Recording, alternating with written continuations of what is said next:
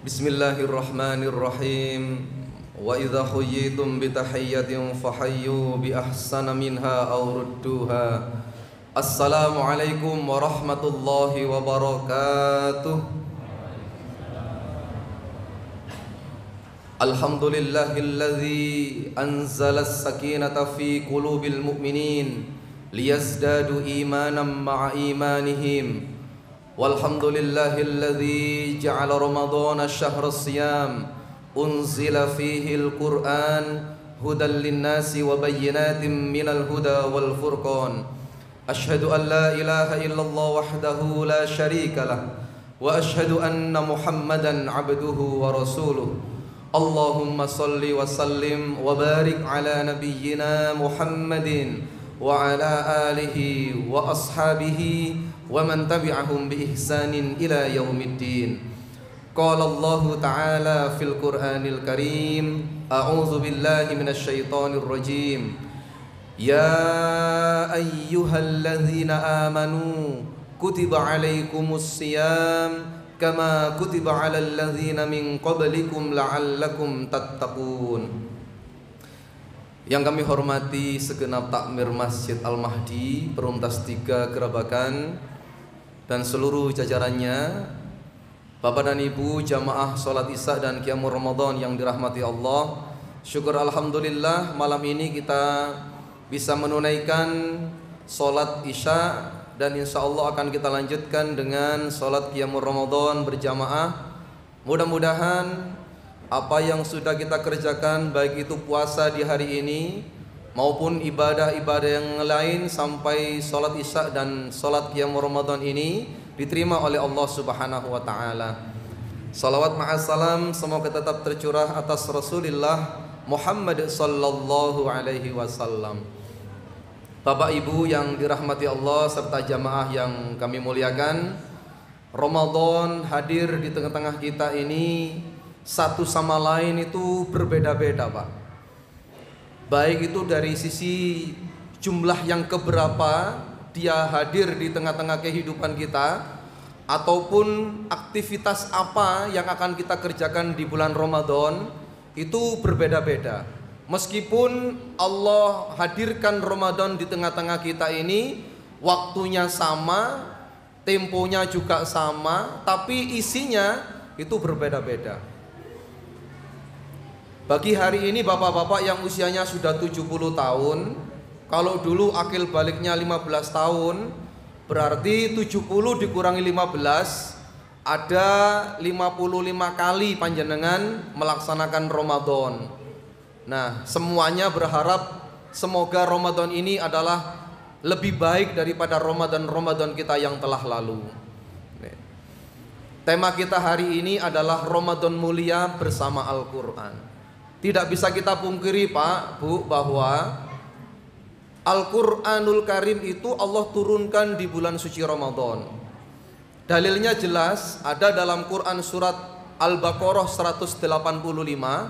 A'udzubillahi minasyaitonir rajim. Syahrul Ramadan alladzi unzila fihil Qur'an hudal linnasi wa bayyinatin minal huda wal furqan. Faman syahida minkumus syahra falyasum wa man kana maridun aw ala safarin fa'iddatum min ayyamin ukhur. Yuridullahu bikumul yusra wa la yuridu bikumul usra walitukmilul iddata walitukabbirullaha ala ma hadakum wa la'allakum tashkurun. Segala sesuatu itu kalau tersentuh oleh Al-Quran maka jadi mulia, Pak. Malaikat yang Allah perintahkan untuk menurunkan wahyu Al-Quran kepada Nabi Muhammad sallallahu alaihi wasallam adalah malaikat Jibril. Maka malaikat Jibril itu diberikan label, lakop, gelar ya, Ruhul Amin, Ruhul Kudus, Aminus Sama. Bahkan dipercaya oleh Allah untuk memimpin barisan rombongan para malaikat. Di akhir Quran surat Al-Qadar, tanazzalul malaikatu warruhu fiha biizni rabbihim min kulli amr salamun hiya hatta matla'il fajr. Lalu nabi yang menerima mukjizat Al-Quran ini, kalau 25 nabi itu bergelar alaihi salam, maka satu nabi dan rasul ini mendapatkan tambahan gelar, yaitu sallallahu alaihi wasallam.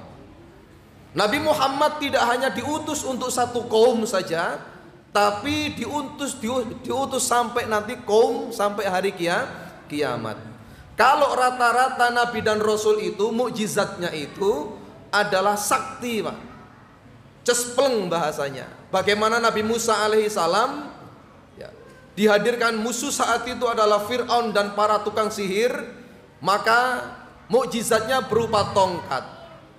Ketika Nabi Musa terdesak, di belakangnya adalah laut, di depannya adalah pasukan, maka lemparkan seraya, kemudian saat itu pukulkan, lalu jadi terbelah lautan. Lemparkan, maka tongkat itu berubah menjadi ular, dan seterusnya.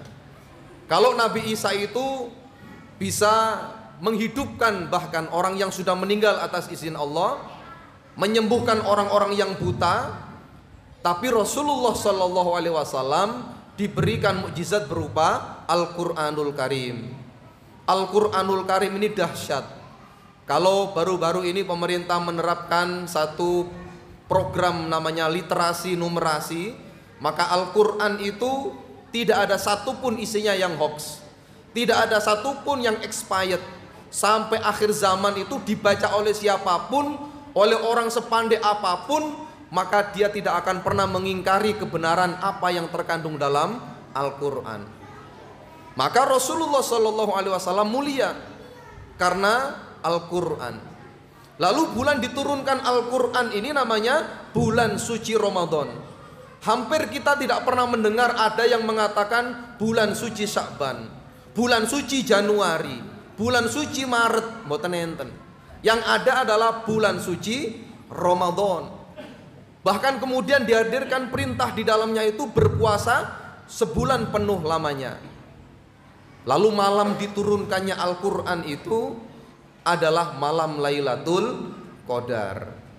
Lailatul Qadri khairun min alfi syahrin. Lebih baik daripada 1000 bulan. Masya Allah.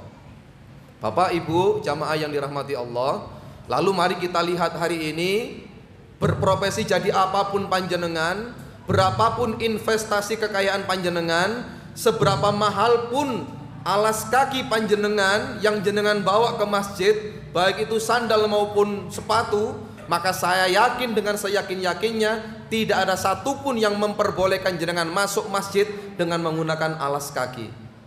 Meskipun kadang-kadang keramik yang digunakan untuk membangun masjid itu KW3. Tapi kenapa kemudian suci dan disucikan? Karena di dalamnya itu kemudian dilantunkan Al-Quran. Imam membaca Al-Quran, ngaji juga membahas tentang Al-Quranul Hadis. Suci, Pak. Nah, sekarang pertanyaannya, bagaimana kemudian ketika segala sesuatu yang sudah tersentuh Al-Quran itu menjadi mulia? Apalagi kemudian diri kita ini yang kemudian senantiasa mengistiqomahkan untuk melafadzkan Al-Quran. Sampai-sampai Rasul kemudian memberikan penegasan, mangkana fi jaufihi laisa syai'un minal Qur'an kal baitil haram.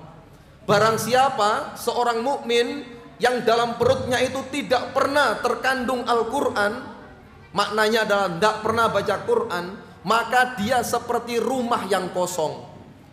Rumah kosong itu bagaimana, Pak? Serem napa mboten? Halo Pak, rumah kosong niku meskipun bangunannya gede, serem napa mboten? Seneng napa mboten jenengan ningali rumah kosong? Orang yang tidak pernah tersentuh Al-Quran itu, Pak, masih yang ganteng, tetap ganas. Tapi orang yang kemudian tersentuh dengan Al-Quran, pancaran Al-Quran dari wajahnya ini terasa adem. Dia akan mudah senyum, ya. Lafaz-lafaz yang keluar dari lisannya itu kalimat-kalimat yang baik. Oleh karenanya, marilah kemudian kita jadikan Ramadan ini sebagai momentum untuk meningkatkan tilawah Al-Quran. Sebelum Ramadan barangkali kita agak-agak lupa dengan Quran. Quran sebagai mas kawin pernikahan kita, ya. Kita beli saat kita dulu menikah, kita simpan rapi di dalam lemari, kita buka setahun sekali gitu. Waktu Ramadan. Setelah Ramadan tutup lagi. Nah, ayo kita jadikan Ramadan ini sebagai syahrut tarbiyah. Kita gunakan menjadi momentum bulan untuk meningkatkan ghirah, semangat kita untuk tilawah Al-Quran, untuk anak-anak kita, untuk yang punya menantu, ayo, ya, seterusnya. Itulah kemudian salah satu faktor yang menjadikan Ramadan ini mulia adalah karena sentuhan-sentuhan Al-Quran. Semoga Allah Subhanahu wa Ta'ala hadirkan kepada kita semangat, sungguh-sungguh serta istiqomah dalam kita bertilawah Al-Quran. Mudah-mudahan mendapatkan petunjuk dan rahmat dari apa yang kita baca melalui Al-Quran. Demikian yang bisa kami sampaikan. Mudah-mudahan ada hikmah dan manfaat yang bisa kita ambil, dan mudah-mudahan Allah Subhanahu wa Ta'ala senantiasa memberikan ridho, inayah, maunah kepada kita selama bulan suci Ramadan ini. Amin Allahumma amin. Nasrun minallah wa fathun qarib wa basyiril mu'minin. Wassalamualaikum warahmatullahi wabarakatuh.